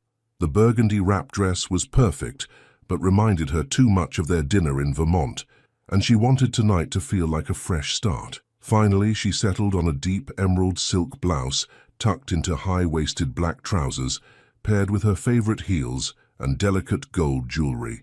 The color brought out the warmth in her dark skin, and the cut was both elegant and comfortable. Her natural curls framed her face in soft waves, and she'd applied makeup that enhanced her features without looking overdone. "This is just a date," she told herself, applying a final swipe of lip gloss. "A normal adult date with a man you happen to work with. People do this all the time." But even as she tried to calm her nerves, her hands trembled slightly as she gathered her purse and jacket. This wasn't just any date. This was Anderson, the man who'd made her laugh on the worst night in recent memory, who'd kissed her like she was precious, who looked at her professional achievements with genuine pride and admiration. This could be the beginning of something real. Her phone buzzed with a text. "On my way up. You look beautiful, I'm sure." Heat bloomed in her cheeks at his confidence, at the way he seemed to know exactly what to say to make her feel special. She grabbed her purse and headed for the door, not wanting him to come up to her apartment just yet. That felt like a level of intimacy she wasn't quite ready for. She met him in the lobby of her building, and the sight of him made her breath catch. Gone was the business attire she was used to seeing him in. Instead, he wore dark jeans that fit him perfectly, a navy button-down with the sleeves rolled up to reveal strong forearms, and a charcoal grey blazer that brought out his eyes. His hair was styled but less formal than usual, and when he smiled at her, she felt that familiar jolt of electricity. "Wow," he said softly, his grey eyes travelling over her appreciatively. "You look incredible." "Thank you. You clean up pretty well yourself." She gestured toward his casual elegance. "This is a good look for you." "Thanks. I thought we could skip the stuffy restaurant scene for our first official date." His smile was warm and slightly nervous, which she found endearing. "I hope you don't mind walking a few blocks." "I love walking in the city," she said truthfully. "Lead the way." As they stepped out onto the Harlem street, Anderson offered his arm with old-fashioned gallantry that made her heart flutter. The October evening was crisp but comfortable, perfect for strolling through the tree-lined streets of her neighborhood. "I've never really explored this part of the city," Anderson admitted as they walked. "It's beautiful. How long have you lived here?" "About 2 years. I fell in love with the building the moment I saw it." She gestured toward the elegant brownstones lining the street. "It's more than I can really afford, but sometimes you have to invest in things that make you happy." "Smart philosophy," he agreed, "though from what I've seen of your work, I suspect you won't have to worry about affording anything for much longer. The Willowbrook proposal alone is going to open doors you haven't even thought of yet." Pride warmed her chest at his confidence in her abilities. "You really think so?" "I know so. You have a gift, Christina. The way you see possibilities where others see limitations. The way you create experiences that touch people's hearts." He paused, glancing at her sideways. "It's remarkable. You're remarkable." The genuine admiration in his voice made her pulse race. Blake had always seemed threatened by her professional success, had made comments about her obsession with work. Anderson spoke about her career like it was something to be celebrated. "Thank you," she said softly. "That means more than you know." They walked in comfortable silence for a few blocks, and Christina found herself relaxing into the rhythm of the evening. Anderson's presence beside her felt natural, right? Like something she'd been missing without realizing it. "So where are we going?" she asked as they turned onto a busier street lined with restaurants and shops. "You'll see." His smile was mysterious. "I wanted our first date to be somewhere special, but not so fancy that we couldn't actually talk." 2 blocks later, he stopped in front of a small jazz club called Blue Notes. The exterior was understated, brick facade with a simple blue neon sign, but she could hear the sultry sounds of a saxophone drifting from inside. "Jazz?" she asked, delighted surprise coloring her voice. "You mentioned at the wedding that you loved jazz," he said, looking suddenly uncertain. I hoped you'd enjoy this. They have incredible musicians, great food, and the atmosphere is intimate without being overwhelming." The fact that he'd remembered such a small detail from their brief conversation weeks ago made her chest tight with emotion. "Anderson, this is perfect." His relief was visible. "Really? I wasn't sure if it was too low-key for a first date." "It's exactly right," she assured him, and meant it completely. The interior of Blue Notes was everything she could have hoped for. Dim lighting, intimate tables, a small stage where a quartet was performing a sultry rendition of "The Way You Look Tonight." The maitre d' led them to a corner table that offered privacy while still giving them a clear view of the musicians. "This is incredible," Christina said, settling into her chair and taking in the atmosphere. "How did you find this place?" "I may have done some research," Anderson admitted, looking pleased by her reaction. "Asked around, read reviews, wanted to find something that felt like us. Us." The word sent warmth spreading through her chest. They were an us now, tentatively but officially. Over dinner, incredible seafood and perfectly prepared vegetables that complemented rather than competed with the music, they talked about everything and nothing. Anderson told her about growing up in Boston, about his parents who'd built their own business from nothing and taught him the value of hard work and integrity. She shared stories about her childhood in Atlanta, about her grandmother, who taught her to see beauty in everyday moments. "She sounds like an amazing woman," Anderson said after Christina finished telling him about her grandmother's garden, where she'd learned to appreciate how individual elements could come together to create something beautiful. "She was. She died when I was in college, but—" Christina paused, surprised by how easy it was to share these memories with him. "She's the reason I do what I do. She taught me that creating beauty, making people feel special, that's not frivolous. It matters. It does matter, Anderson agreed, his grey eyes serious. What you do, the way you make people's most important moments perfect, that's not just a job, Christina.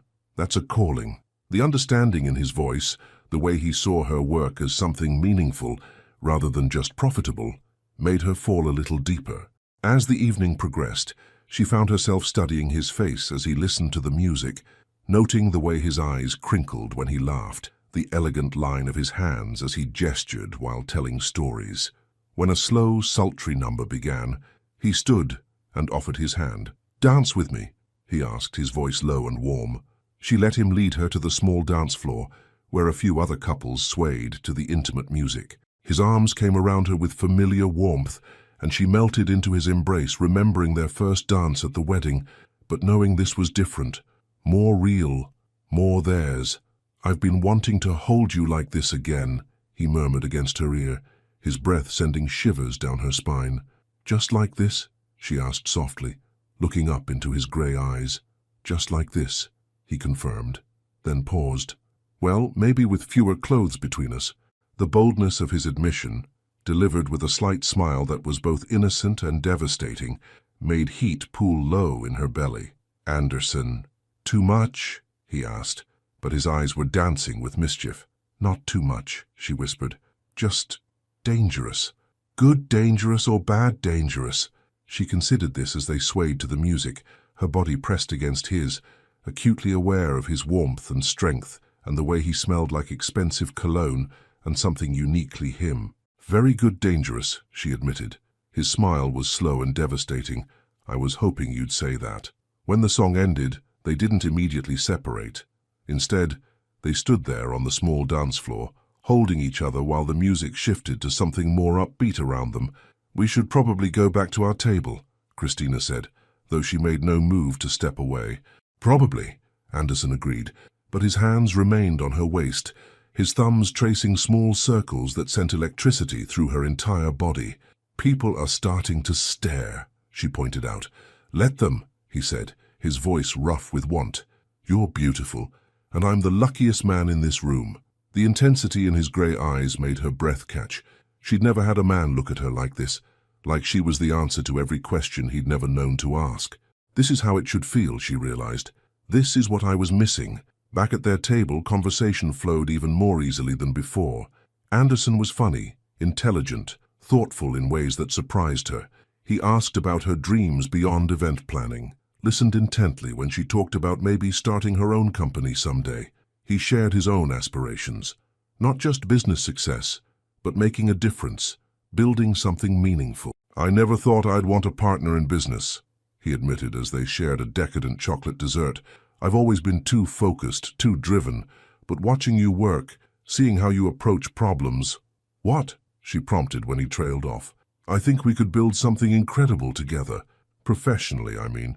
His smile was soft, though I'm hoping for more than just professional partnership. The honesty in his voice, the vulnerability beneath his confidence, made her chest tight with emotion.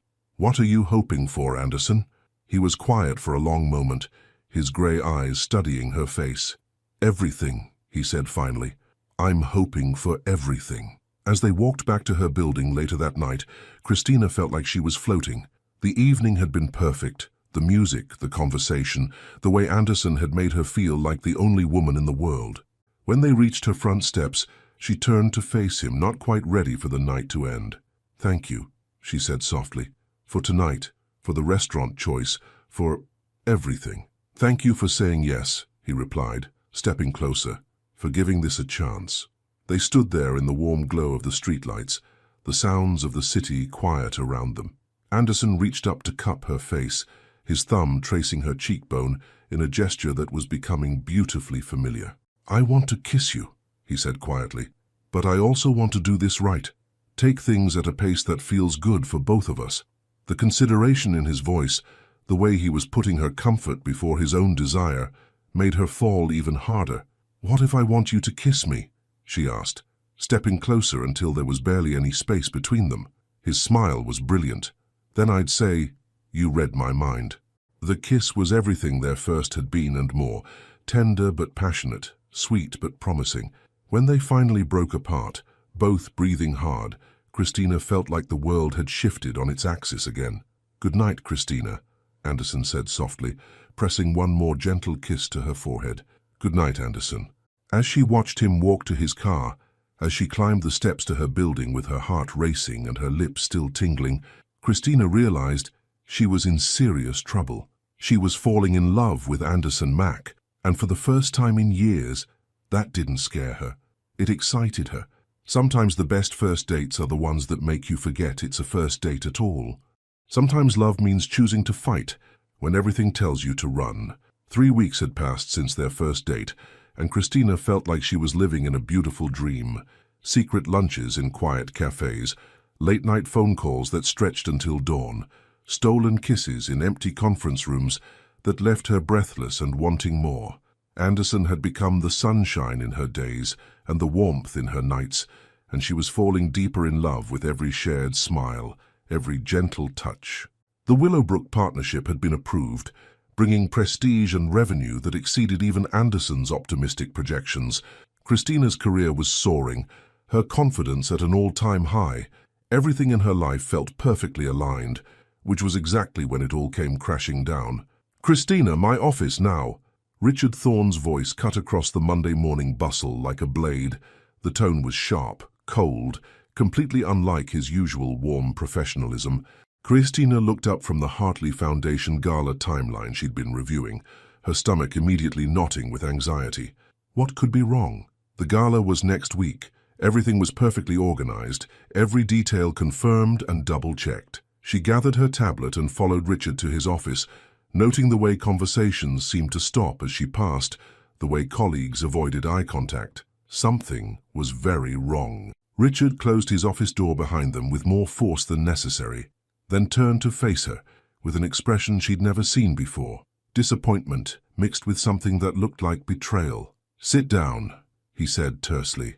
Christina perched on the edge of the chair across from his desk, her mind racing through every recent project, every client interaction, trying to figure out what could have generated this level of tension.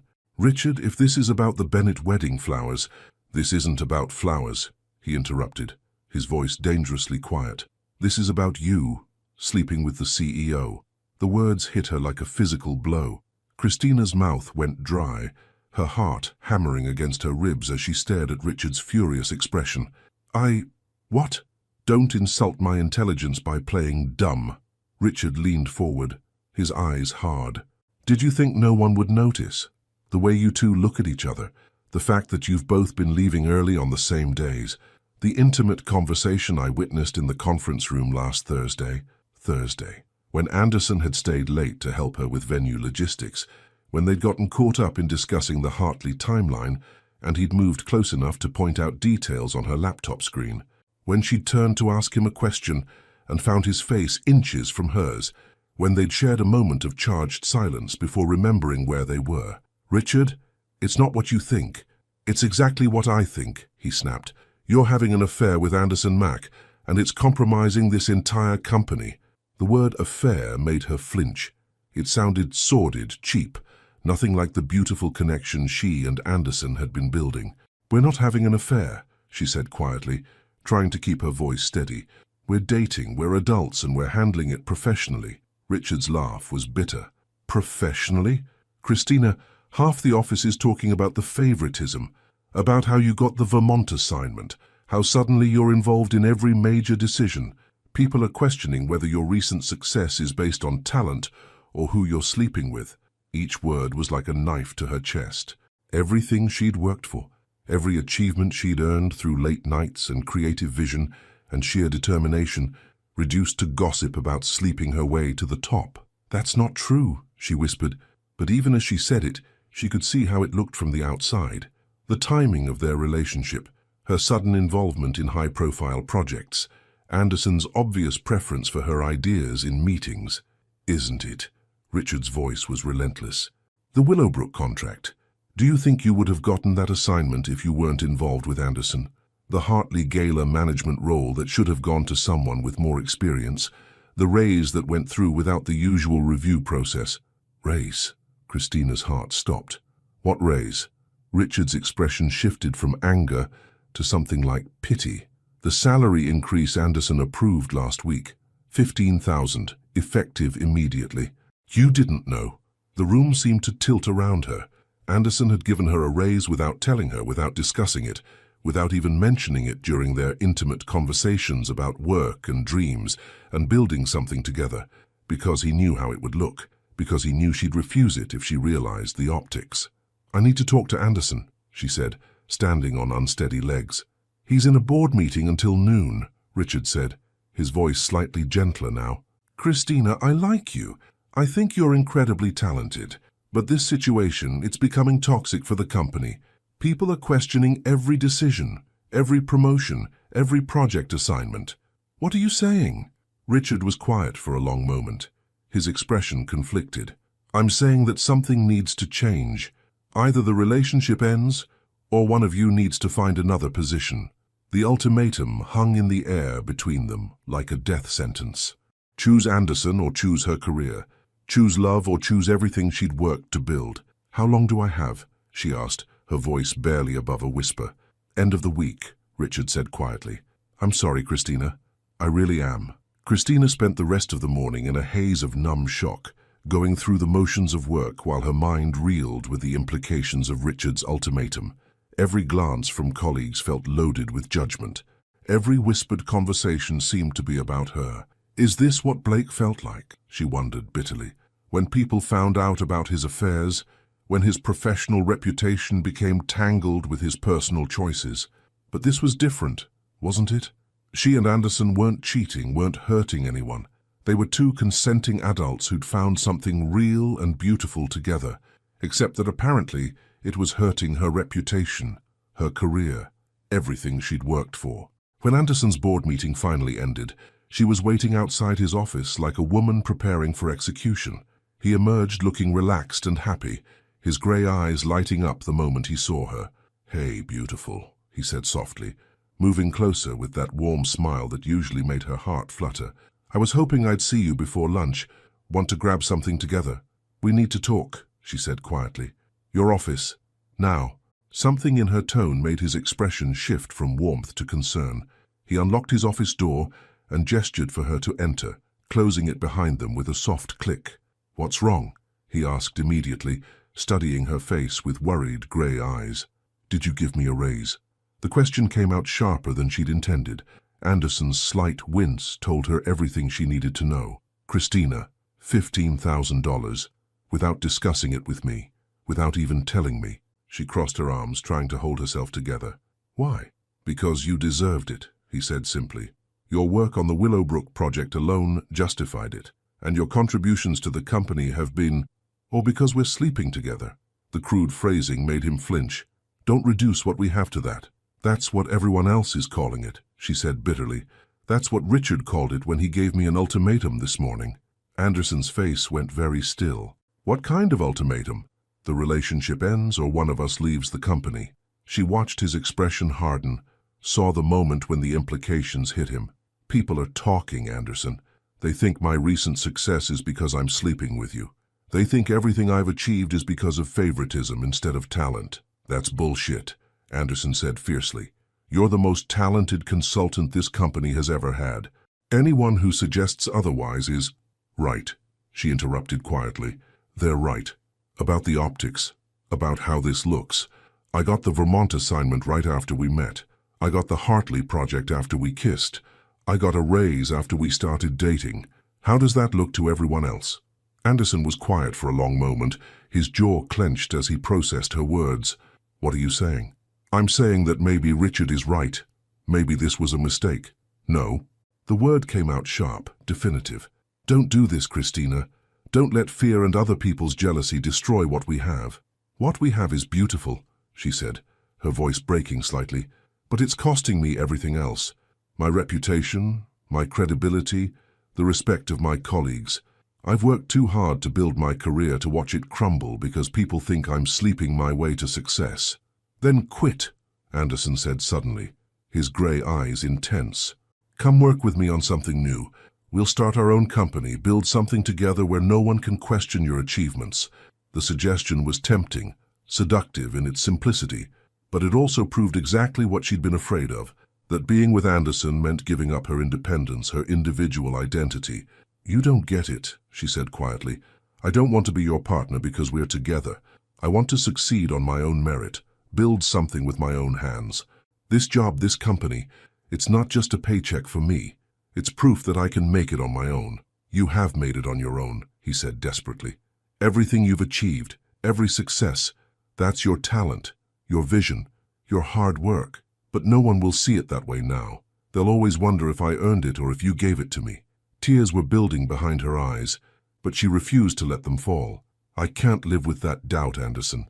I can't build a career on that foundation." The silence that followed was deafening. Anderson stared at her with an expression of hurt and disbelief, as if he couldn't quite process what she was saying. "So that's it?" he asked finally, his voice rough with emotion. "You're going to throw away what we have because of office gossip?" "I'm protecting what I've built," she said, though the words felt like glass in her throat. "My career, my independence, my self-respect." "And what about us? What about love?" The word hung between them like a challenge. Love, the word they'd been dancing around for weeks, the feeling that had been growing stronger with every shared laugh, every gentle touch. "Love isn't enough," she whispered, the admission tearing her apart even as she said it. "Not when it costs me who I am." Anderson's face crumpled, and for a moment he looked lost, vulnerable, in a way that made her want to take back every word. "You're making a mistake," he said quietly. "Walking away from this, from us, it's the biggest mistake you'll ever make." "Maybe," she agreed, tears finally spilling over despite her efforts to stay strong. "But it's my mistake to make." She turned toward the door, her vision blurred with tears, her heart breaking with every step. "Christina." His voice stopped her just as her hand touched the doorknob. When she looked back, his grey eyes were bright with unshed tears. "I love you. Whatever happens, whatever you decide, I love you." The confession she'd been longing to hear, delivered at the moment when it was too late to matter. "I love you too," she whispered. "That's why this hurts so much." And then she was gone, leaving Anderson alone in his office and walking away from the best thing that had ever happened to her. Because sometimes loving someone means choosing what's best for both of you, even when it destroys you in the process. Love isn't always enough, but sometimes, just sometimes, it's worth fighting for. 6 months later, some endings are really beginnings in disguise. The Plaza Hotel ballroom looked exactly as it had 8 months ago, when Christina Vey had first laid eyes on Anderson Mack across a crowded dance floor. Crystal chandeliers cast the same warm golden light, the same elegant crowd mingled with champagne glasses, the same jazz ensemble played soft background music. But the woman standing near the windows, watching the spring sunset paint Manhattan in shades of rose and gold, was different from the one who'd once hidden behind a stranger to avoid her ex-boyfriend. Christina adjusted the strap of her midnight blue gown, a deliberate choice, the same color she'd worn that first night, and surveyed the event she'd spent 3 months planning. The Children's Hospital Gala was her masterpiece, the culmination of 6 months of building her own consulting firm from the ground up. Every detail was perfect, from the auction displays showcasing local artists to the dining tables arranged to encourage both intimacy and networking. "You did this," she reminded herself, pride warming her chest. "All on your own." "Miss Vey," a young woman with a headset approached her with professional efficiency. "The auction is ready to begin whenever you give the signal." "Thank you, Miranda. Let's start in 5 minutes." Her assistant nodded and disappeared into the crowd, speaking quietly into her headset. Christina had hired Miranda straight out of college, bright, eager, with the same passion for creating memorable experiences that had driven Christina's own career. Building Vey events from nothing had been the hardest thing she'd ever done, but also the most rewarding. Every client, every successful event, every glowing review was proof that she could succeed on her own terms. But success, she'd learned, felt hollow when you had no one to share it with. She thought about Anderson constantly, during morning coffee in her new office in Soho, during late nights spent perfecting event timelines, during quiet moments when she let herself remember grey eyes and gentle hands, and the way he'd looked at her like she was the answer to every question he'd never known to ask. "Stop," she commanded herself, the same internal reminder she'd been giving for 6 months. "He's moved on. You made your choice. She'd heard about him, of course.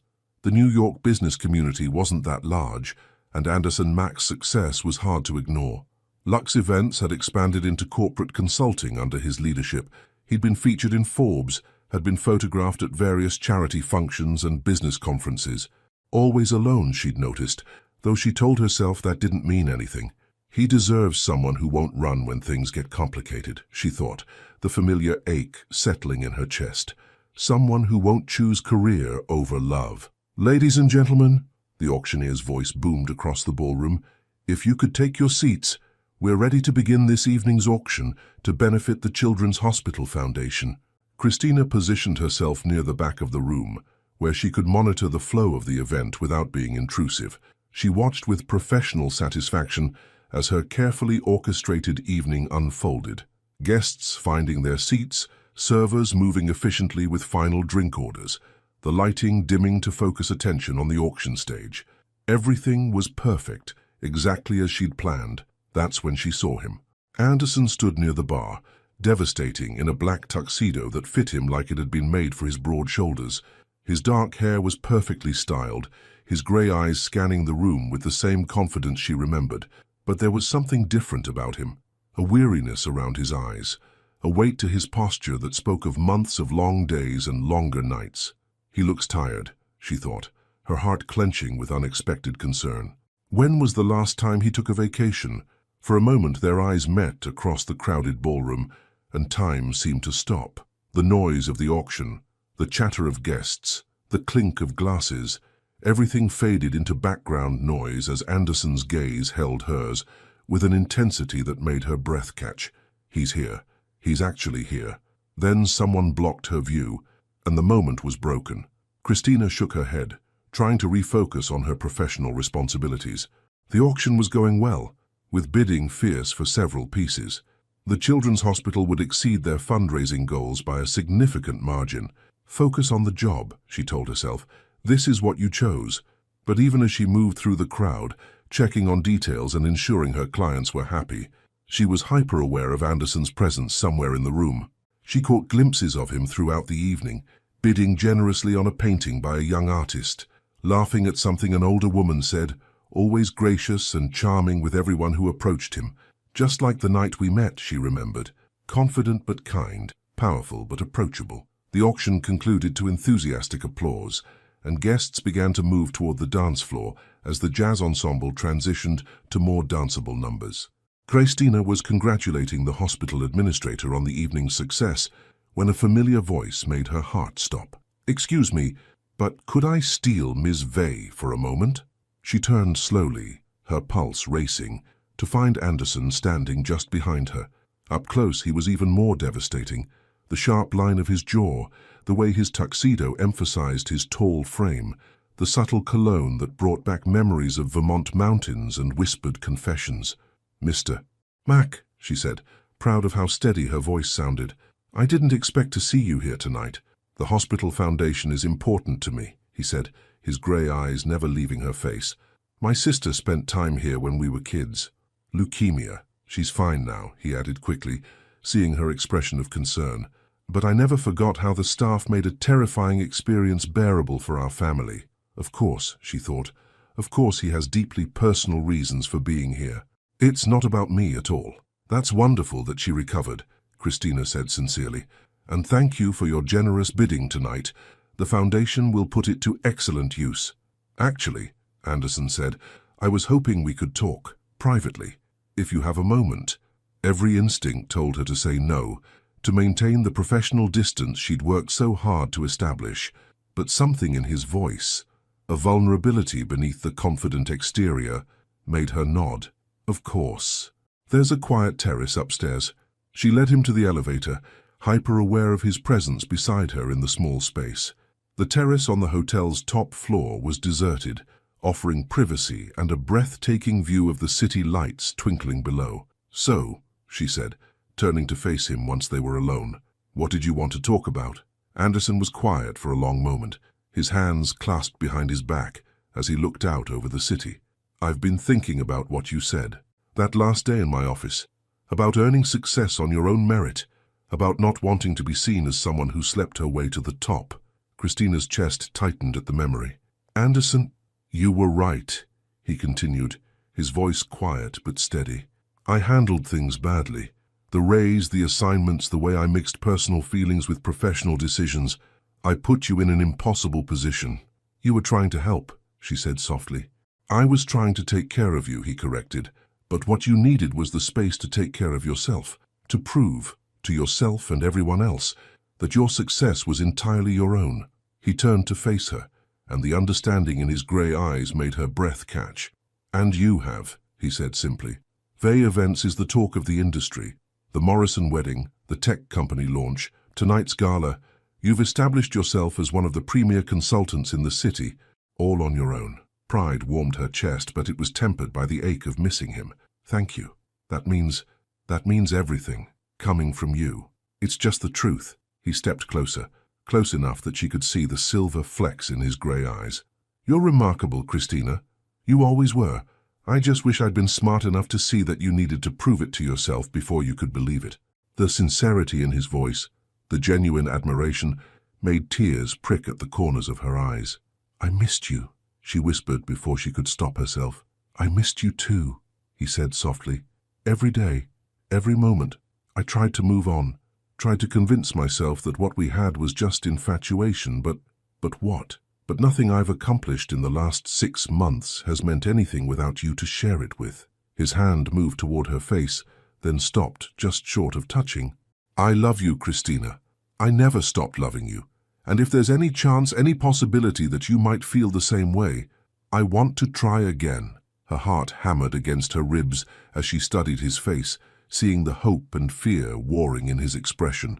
I love you too, she admitted, the words spilling out like a dam breaking. I've never stopped loving you. But Anderson, the complications are manageable, he said firmly. We're both established in our careers now. You have your own company, I have mine. We can build something together as equals, as partners in every sense of the word. What are you saying? I'm saying that Mac Enterprises has been looking for an exclusive event planning partner, someone who understands luxury markets, who can create experiences that reflect our brand values. His smile was warm, hopeful. Interested in a business proposal? She stared at him, understanding dawning. You want to offer me a contract? A real business partnership? The most lucrative contract of your career, he confirmed, completely above board, negotiated by lawyers, everything professional and proper. You'd maintain full creative control, your company would get top billing, and there would be no question about favoritism or impropriety. And personally? She asked, her voice barely above a whisper. Personally, he said, finally reaching up to cup her face with gentle hands. I want everything. I want to wake up next to you every morning. I want to celebrate your successes and support you through challenges. I want to build a life with you that honors both our independence and our love for each other. Tears were flowing freely now, months of suppressed emotion finally breaking free. Are you asking me to marry you? Not yet, he said with a soft laugh. But someday when you're ready, when we've had time to build something stable and beautiful together, yes, I want to marry you, Christina Vey. I want to be your partner in everything. She looked into his eyes, seeing the future he was offering. Professional respect, personal happiness, love without compromise or sacrifice. What if people still talk? She asked. What if they say I'm only successful because I'm with you? Then they'll be wrong, he said simply. And anyone who matters will know the truth, that you're brilliant and talented and successful because you worked for it, because you earned it, because you're extraordinary. The conviction in his voice, the absolute certainty, made something settle in her chest. He was right.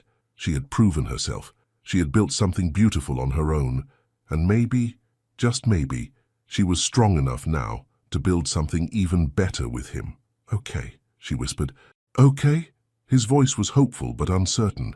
Okay to the business partnership. Okay to trying again. Okay to... She smiled through her tears. Okay to everything. His smile was brilliant, transforming his entire face as he leaned down to kiss her.